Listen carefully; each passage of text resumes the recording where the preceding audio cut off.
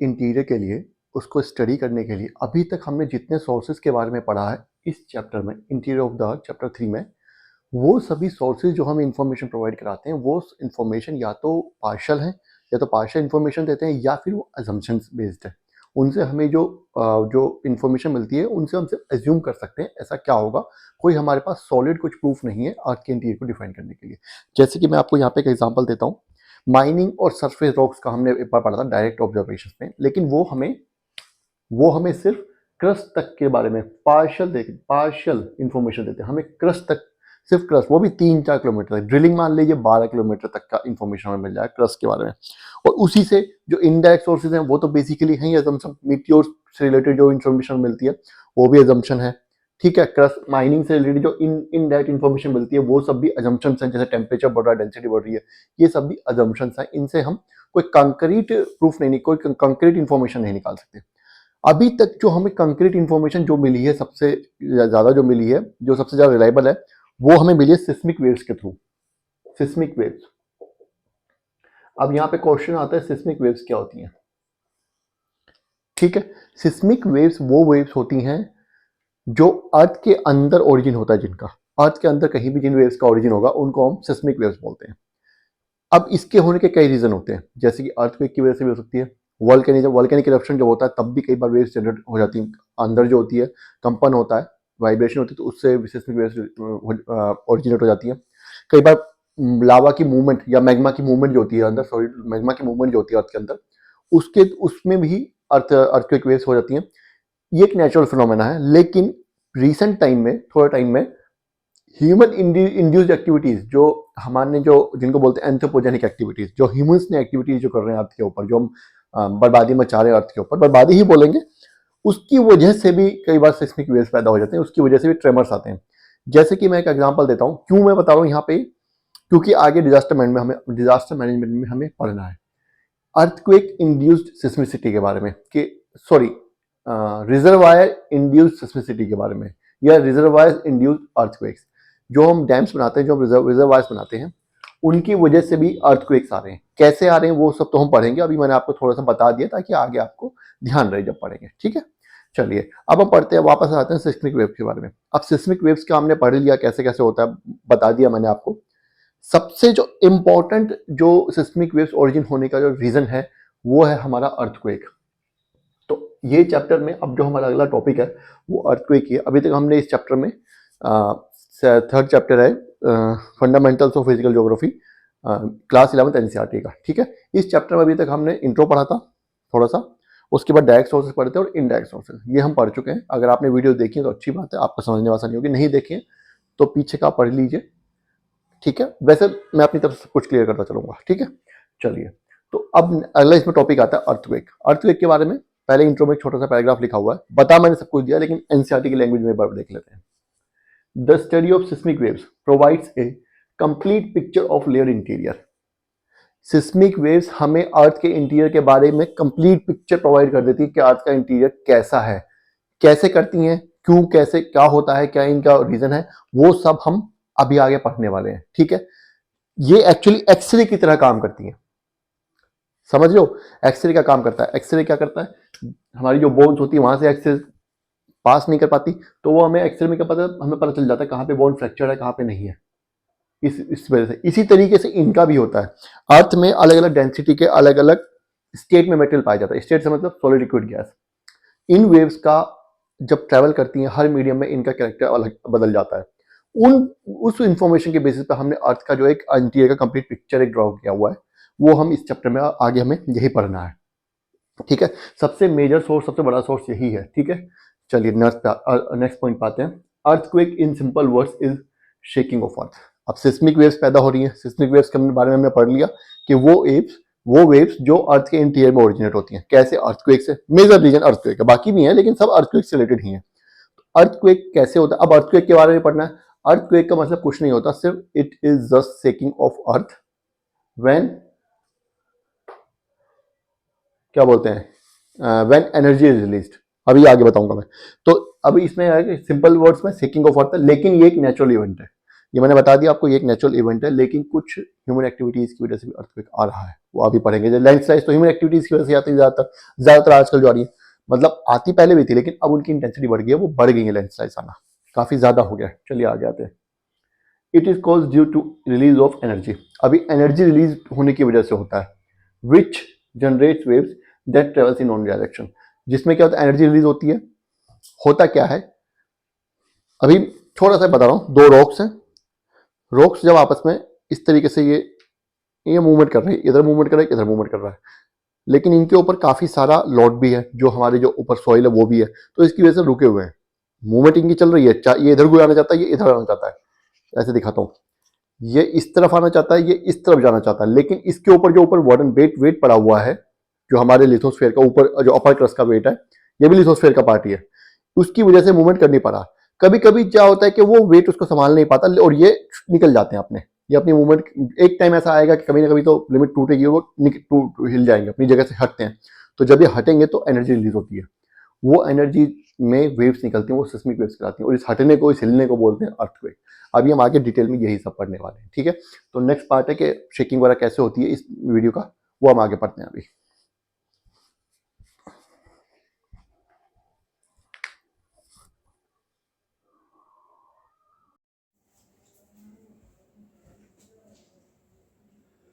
चलिए, अर्थक्वेक के बारे में हमने इंट्रोडक्शन ले लिया है, थोड़ा सा जो एक पैराग्राफ लिखा होता है एनसीईआरटी में, वो हमने पढ़ लिया है, ठीक है। अब आ गया अर्थक्वेक होता कैसे है, उसके मैकेनिज्म के बारे में, ये हमें अब नेक्स्ट पैराग्राफ में पढ़ना है। क्या बोल रहा है, पहले मैं आपको थोड़ा सा एक ट्रेलर दे देता हूँ। होता क्या है कि हमारी जो अर्थ है वो अलग अलग प्लेट्स में डिवाइडेड है, ये हमें पता है, सबको पता है, ठीक है। अब उन प्लेट्स में क्या है, जहाँ पे उन प्लेट्स के एजेस मिलते हैं, वो प्लेट्स कुछ नहीं है, वो एक्चुअली रॉक्स में फॉल्ट है, बड़े बड़े फॉल्ट, जिनको हम फॉल्ट ब्रेक्स हैं, शार्प ब्रेक्स हैं, जिनको हम फॉल्ट बोलते हैं। क्या होता है कि जहाँ पे वो फॉल्ट बनते हैं, जहाँ पे दो एजेस मिल रहे हैं, ये एक रॉक है, ये इधर एक रॉक है, इन दोनों के एजेस हैं, यहाँ पे जो बीच में जगह रह जाती है उसको हम फॉल्ट बोलते हैं। अब क्या है कि ये रॉक जो है, इनकी टेंडेंसी है, इनका नेचर है एक दूसरे के अपोजिट मूव करना जनरली, ठीक है। जब ये अपोजिट मूव तो कर रहे हैं तो मूव करेंगे, कोई दिक्कत नहीं है, लेकिन प्रॉब्लम ये है कि इन रॉक्स के ऊपर एक सॉइल का स्ट्रेटा है। क्या है, हमारी जो लिथोस्फीयर की अपर लेयर है, जिस पे कि हम खड़े हैं, वो इनके ऊपर आती है, ठीक है। वो जब इनके ऊपर आएगी तो वो इनको मूव करने नहीं देती। ये तो मूव करना चाह रहे हैं लेकिन वो मूव नहीं करने देगी, वो फ्रिक्शन प्रोड्यूस करती है। फ्रिक्शन जो ऑब्वियसली बात है, जब इनके ऊपर वजन बनाएगी तो मूव नहीं कर पाएंगे इजीली, है ना। तो वो कभी कभी क्या होता है कि ये मूवमेंट जो होती है इनकी, मतलब वो इनकी लिमिट टूट जाती है, ठीक है। एक टाइम के बाद तो ऐसा होता है कि इनकी जो फोर्स है वो इतनी मूव करने की इतनी ज़्यादा हो जाती है कि वो जो फ्रिक्शन, जो ऊपर अपर स्ट्रेटा जो फ्रिक्शन, जो सॉइल की जो लेयर ने फ्रिक्शन बनाया हुआ है, वो फ्रिक्शन भी इसको रोक नहीं पाता और ये हिल जाते हैं। जब ये हिलेंगे अपनी जगह से तो क्या होता है, तो एनर्जी रिलीज होती है, उस एनर्जी से सिस्मिक वेव्स निकलती हैं, क्योंकि वो अर्थ के अंदर है, हम जो रह रहे हैं उसके नीचे वाली लेयर में हो रहा है काम, ठीक है। वो अर्थ के अंदर है तो वहाँ पे जो वेव्स निकलती है वो सिस्मिक वेव्स होती है। और वो ऐसा नहीं है कि वो जैसे यहाँ पे अगर निकली है तो सिर्फ ऊपर की तरफ, सरफेस की तरफ नहीं आएगी, वो पूरी अर्थ में ट्रैवल करती हैं, समझ रहे हैं। जब पूरे अर्थ में ट्रैवल करेंगी तो हमें पता चल जाएगा कि यहाँ से वेव निकली, अर्थ पे कहा है, यहाँ से वेव निकल रही है, हम रिकॉर्ड करते रहते हैं, अलग अलग जगह पे मशीन वगैरह लगाई हुई है कि यहाँ पे वेव निकली है, एक वेव यहाँ से जनरेट हुई है, इस पॉइंट पे पहुँचेगी, कितना टाइम उसको लगना चाहिए, तो हम उसकी स्पीड कैलकुलेट कर लेते हैं। लेकिन वो स्पीड क्या, अगर वहाँ पे सॉलिड होता, इन वेव्स की स्पीड अलग अलग मीडियम से बदलती रहती है। सॉलिड होगा तो इतने टाइम पे पहुंचेगा, लिक्विड होगा तो इतने टाइम पे, गैसियस होगा इतने टाइम पे। तो उसी हिसाब से हमने अर्थ का एक इंटीरियर का एक फोटो जो होता है ना, कि पिक्चर तैयार की है अर्थ के इंटीरियर की, लेयर पिक्चर, कि उनकी स्पीड के बेसिस पे वो कितने टाइम पे निकलती जाती है, कहाँ से निकलती, कहाँ से नहीं निकल रही है। यही सब हमें आज के इस चैप्टर में आगे पूरे पढ़ना है। अभी हम फिलहाल अर्थक्वेक के बारे में एक मैंने आपको आइडिया दे दिया है, अब यही हमें एनसीईआरटी की लैंग्वेज में पढ़ते हैं, ठीक है। The release of energy occurs along A fault, ये बात मैंने आपको बता दी है कि एनर्जी जो निकलती है फॉल्ट, जहाँ पे फॉल्ट होते हैं वहाँ पे निकलती है। ये फॉल्ट है, दो रॉक्स हैं, इन दोनों के एजेस के बीच में जो डिफरेंस होता है, जो जगह होती है, उसको फॉल्ट बोलते हैं, ठीक है, जो एजेस होते हैं। फॉल्ट या sharp break in the crustal rocks, fault जो है वो शार्प ब्रेक है क्रस्टल रॉक्स में। ये फॉल्ट की डेफिनेशन है, कभी भी आपको कहीं भी यूज करनी पड़ जाए, सबसे अच्छी डेफिनेशन एनसीईआरटी में सबसे छोटी सी नन्ही मुन्नी सी लिखी हुई है, इसी को यूज कर देना। और क्वेश्चन भी कई बार इससे रिलेटेड आ जाता है ऐसे डायरेक्ट क्वेश्चन नहीं आएगा कि व्हाट इज फॉल्ट और नीचे ऑप्शन दिया होगा, एक शार्प ब्रेक, एक नॉन शार्प ब्रेक, एक नो ब्रेक, इस तरह का कोई ऑप्शन नहीं आएगा। ऑप्शन ऐसा होता है मल्टीपल चॉइस क्वेश्चन जो है, मान लीजिए एक एग्जांपल दे रहा हूँ, मल्टीपल चॉइस क्वेश्चन है, उसमें एक स्टेटमेंट होगी कि front fault is a sharp break in crystal rocks, ठीक है। इस तरीके से ऐसी भी या कोई और स्टेटमेंट हो सकती है इस रिलेटेड। तो इस तरीके से ये जो क्वेश्चन जो कहते हैं कि बिटवीन द लाइंस पूछते हैं क्वेश्चन, वो यही इसी तरह के क्वेश्चन होते हैं। इसीलिए यहाँ पे आपको एक एक लाइन पढ़ाई जा रही है, वैसे भी समझाया जा रहा है आपको थियोरेटिकली भी, फिर एनसीईआरटी की लाइन जानबूझ के यहाँ पे लिख के पढ़ाई जा रही है। मैं इसको ऐसे भी समझा सकता, बस फॉल्ट लिख देता, फॉल्ट होता है, फॉल्ट का तो समझा देता, फॉल्ट में से जो रॉक्स हिलते हैं इस तरह की डायग्राम बना करके समझा हो जाता काम मेरा, मुझे इतना लिखने की जरूरत नहीं पड़ती। लेकिन नहीं, मुझे जानबूझ के मैं यहाँ लिख रहा हूँ ताकि आपको ये लाइन्स आप बाई डिफॉल्ट आप इनको पढ़ें, फिर आप जाकर अपनी बुक्स में पढ़ें। बुक्स में नहीं भी पढ़ रहे, इसी वीडियो को आप 2-4 बार देख लेंगे तो ही आपका काम हो जाएगा, ठीक है। चलिए नेक्स्ट पॉइंट पाते हैं। Rocks along the fault tend to move in opposite directions. पढ़ लिया हमने कि रॉक्स जो होते हैं अलॉन्ग द फॉल्ट जहाँ पे होता है वहाँ पे अलग अलग डायरेक्शन में मूव करने की कोशिश करते हैं, ठीक है। As the overlying strata press them, ये रॉक्स हैं, इनके ऊपर स्ट्रेटा है, ओवरलैंग स्ट्रेटा, वो इनको प्रेस करता है। The friction lakhs the friction locks them together, friction उनको लॉक कर लेता है, और फ्रिक्शन की वजह से वो मूव नहीं कर पा रहे। वो चाहते हैं मूव करना लेकिन वो मूव नहीं कर पा रहे। However their tendency to move apart at some point of time overcomes the friction. कभी कभी उनकी टेंडेंसी है मूव अपार्ट करने की, वो कभी कभी किसी टाइम पे एक ऐसा टाइम आता है कि उनकी टेंडेंसी जो ओवरकम कर लेती है फ्रिक्शन को, मतलब उनकी टेंडेंसी फ्रिक्शन से ज़्यादा हो जाती है, ठीक है। उसको बोलते हैं, क्या बोलते हैं, तब हम वो हिलेंगी और ऊपर का सारा मामला हिला देंगी, समझ लीजिए, उसको बोलते हैं earthquake. The blocks get deformed and eventually they slide past one another abruptly. और ब्लॉक्स जो होते हैं वो डिफॉर्म हो जाते हैं, समझिए ना। अर्थक्वेक में क्या होता है, ये क्या होगा, पहले इनकी शेप ये थी, अब वो हिल गए, अब फिर दोबारा से वो सब कुछ मुड़ गया, सारा ब्लॉक्स जो डिफॉर्म हो गए, उनका फॉर्म चेंज हो गई है। ऐसे ही होगा ना, पहले वो ऐसे थे, अब ऐसे हो गए, ऐसे हो गए, कैसे भी हो सकते हैं, डिफॉर्म हो गए, उनकी फॉर्म चेंज हो गई है, अलग हो गई है। And eventually they slide past one another, और एक दूसरे से दूर चले जाते हैं, ठीक है। फिर वो नई पोजीशन में आ जाएंगे, अब वो कहीं और लॉक हो सकते हैं, ऐसा भी हो सकता है, ठीक है। उसी के बेसिस पे वो लॉक किस, उनका लॉकिंग का पैटर्न क्या है, उसी के बेसिस पे हम प्रेडिक्ट करते हैं कि कहाँ पे अर्थक्वेक आ सकता है, कितनी इंटेंसिटी का आ सकता है। ये सब भी अभी हम आगे पढ़ेंगे, ठीक है। तो यहाँ तक आई होप समझ आ गया होगा। एक बार मैं आपको ये डायग्राम समझा देता हूँ, ठीक है, अर्थ के रिस्पेक्ट में। एक बार मैं आपको थोड़ा सा यहाँ पे डायग्राम बना के समझाता हूँ, ठीक है।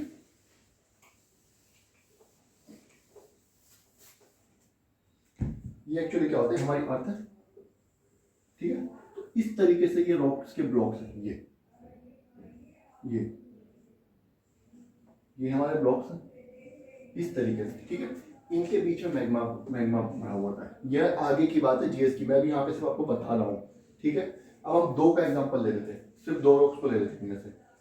इस तरीके का आपको मैंने पोजीशन बता दी, इनमें से हम दो रॉक्स लेते हैं। ये हमारा सरफेस है, एक रॉक हमारा यहाँ पे, एक रॉक हमारा यहाँ पे, ठीक है। अभी जो ये वाला रॉक है ये इधर मूव करने की कोशिश करेगा, और जो ये वाला रॉक है ये इधर मूव करने की कोशिश करेगा। फिर समझ लिया ना, ये जो ये वाला रॉक है ये ऊपर जाएगा, और ये वाला रॉक है नीचे आने की कोशिश करेगा।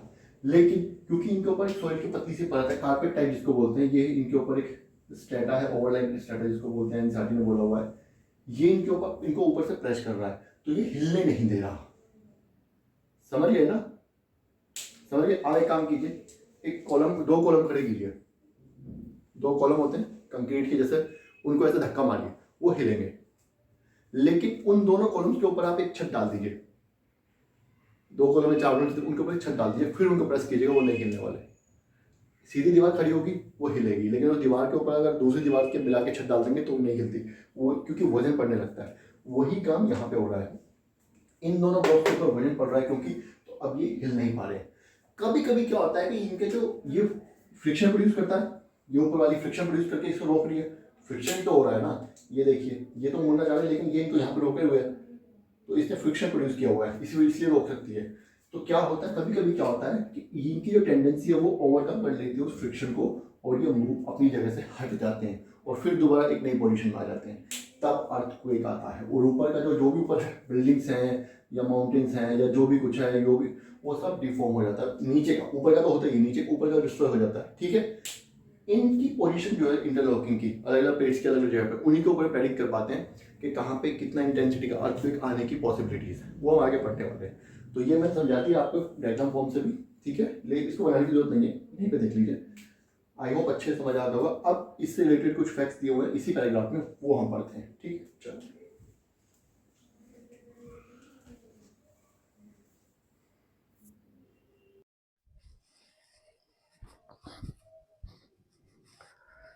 चलिए, अर्थक्वेक के बारे में हमने सब कुछ पढ़ लिया, जितना एनसीईआरटी में लिखा हुआ है, क्या होता है, क्यों होता है, कैसे होता है, सब कुछ हो चुका है, ठीक है। उसका बाद फिर क्या होता है वो भी हम पढ़ चुके हैं। अब हम आ जाते हैं एनसीईआरटी क्या बोल रहा है, ये देखते हैं जरा। This causes, what causes earthquake. Earthquake हुआ, अर्थक्वेक का मतलब ये दो रॉक्स हैं, ये दो रॉक्स जो स्टेबल थे, फ्रिक्शन करना चाहते थे लेकिन मूव करना चाहते, लेकिन ऊपर के ओवरलाइंग फ्रिक्शन की वजह से, ओवरलाइंग स्ट्रेटा का जो फ्रिक्शन था उसकी वजह से मूव नहीं कर पा रहे थे। अब वो मूव कर गए, मूव कर गए तो एनर्जी रिलीज हुई, तो मूव करने से एनर्जी रिलीज हुई, तो this causes the release of energy and the energy waves travel in all direction. क्या बोलेगा कि यहाँ पे जो है इसकी वजह से, हिलने की वजह से एनर्जी रिलीज हुई, अर्थक्वेक की वजह से एनर्जी रिलीज हुई, और वो एनर्जी सभी डायरेक्शंस में मूव करती है। ऐसा नहीं कि सिर्फ ऊपर की तरफ आएगी, सरफेस की तरफ आएगी, नहीं, वो हर डायरेक्शन में मूव करेगी वो energy in the form of seismic waves. समझ गए यहाँ तक? चलिए आगे चलते हैं। अब आ जाते हैं, एक टर्म आई है यहाँ पे, फोकस क्या होता है, इंपॉर्टेंट है। The point where energy is released, वो पॉइंट जहां पे एनर्जी रिलीज होती है। देखिए, डेफिनेशन के लिए सबसे अच्छी चीज होती है एनसीईआरटी, सबसे सस्ता और टिकाऊ साधन है। छोटे से में 5 वर्ड्स में, 6 वर्ड्स में सिर्फ डेफिनेशन खत्म कर दी फोकस की। The point where energy is released, simple. In case of in the case of earthquake, when earthquake occurs the point where energy release is called focus, simple सी बात है। Alternative it is also called hypocentre, इसको hypocentre भी कहते हैं। समझाऊं क्या आपको? सपोज कीजिए ये दो हैं और ये यहाँ पे टच हो रहे हैं, मान लेते हैं ये यहाँ पे टच हो रहे हैं, ये इधर मूव करना चाह रहा है, ये नीचे की तरफ मूव करना चाह रहा है, ओवरलाइंग स्ट्रेटजी की वजह से मूव नहीं कर पा रहे। अब क्या हुआ, फ्रिक्शन को ओवरकम कर लिया मूवमेंट में, ये हिल गए। जिस पॉइंट पे ये टकराए, जहां से एनर्जी निकली, उसको हम फोकस बोलते हैं। समझ गए आप लोग? फोकस किसको बोलते हैं? जहां से एनर्जी रिलीज हुई थी, उस पॉइंट को फोकस बोलेंगे।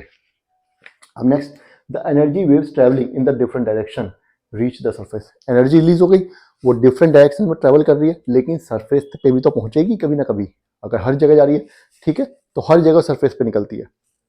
नेक्स्ट आ जाते हैं, अब आते हैं एपिसेंटर क्या होता है। Epicentre, the point of the surface nearest to the focus, वो पॉइंट जो फोकस से जब एनर्जी निकलेगी सरफेस की तरफ जाएगी, चारों तरफ भागेगी, हर तरफ सरफेस है ना अर्थ पे, समझाऊंगा अभी डायग्राम से, हर तरफ भागेगी, चारों डायरेक्शन में भागेगी। तो जब वो सरफेस पे सबसे पहली बार पहुंचेगी, जहां पे जो नियरेस्ट पॉइंट होगा सरफेस का, फोकस से सरफेस पे जो नियरेस्ट पॉइंट होगा, उसको हम एपिसेंटर बोलते हैं। It is the first one to experience the waves. Obvious सी बात है, नियरेस्ट वन है तो सबसे पहले एक्सपीरियंस करेगा वेव्स को, सबसे पहले यहीं पे आएगा। बोलते नहीं फोकस कहाँ था, एपिसेंटर कहाँ था? It is a point directly above the focus, और ये डायरेक्टली अबव होता है फोकस का, क्योंकि इस केस में डायरेक्टली अबव का जो पॉइंट है वो शॉर्टर डिस्टेंस होता है between the surface and the focus. समझ आ गया? इन्हीं सब चीजों के बाद डायग्राम से भी समझ लेते हैं। एनसीईआरटी की लैंग्वेज लाइन्स तो हमने समझा दी हैं, अब एक बार डायग्राम से मैं समझाता हूँ आपको, कुछ ऐसा ना हो कि रह गया हो, ठीक है।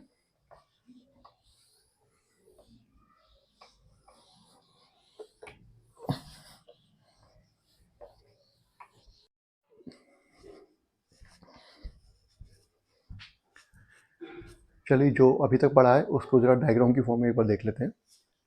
ये हमारे अर्थ का सरफेस है, ठीक है, इसके नीचे जो रॉक्स है वो इस फॉर्म में, इस तरीके से, ठीक है।